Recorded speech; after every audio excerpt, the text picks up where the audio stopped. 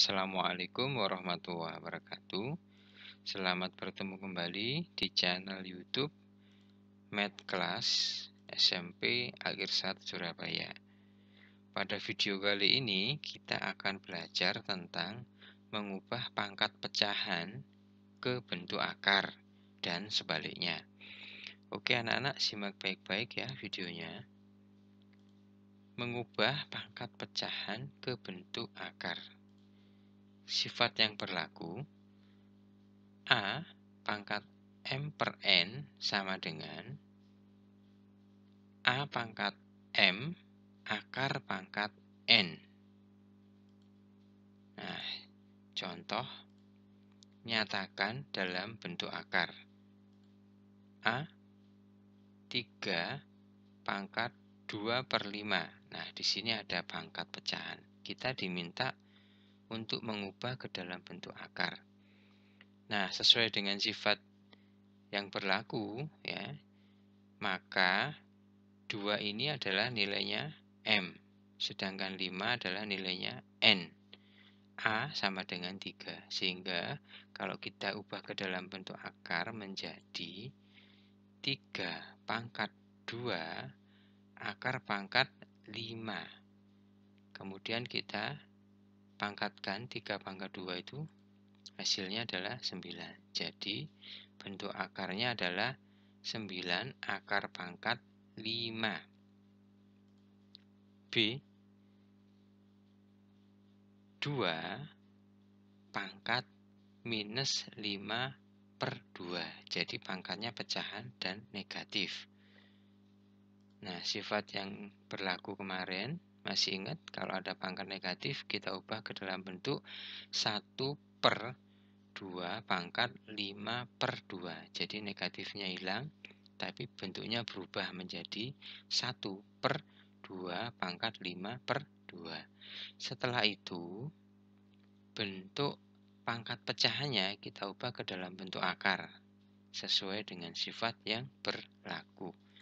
Sehingga bentuknya menjadi 1 per 2 pangkat 5 akar pangkat 2. Nah, akar pangkat 2 ini tidak lain adalah kuadrat. Jadi, akar pangkat 2 sering tidak ditulis. Atau bentuknya seperti ini. 1 per 2 pangkat 5 kuadrat. Jadi, ini adalah hasilnya. Berikutnya, mengubah bentuk akar ke pangkat pecahan. Nah, ini sebaliknya anak-anak. Jadi, ada bentuk akar, kita diminta untuk mengubah ke dalam bentuk pangkat pecahan. Nah, sifat yang berlaku, A pangkat M akar pangkat N sama dengan A pangkat M per N. Nah, perhatikan contoh soalnya. Nyatakan dalam bentuk pangkat pecahan.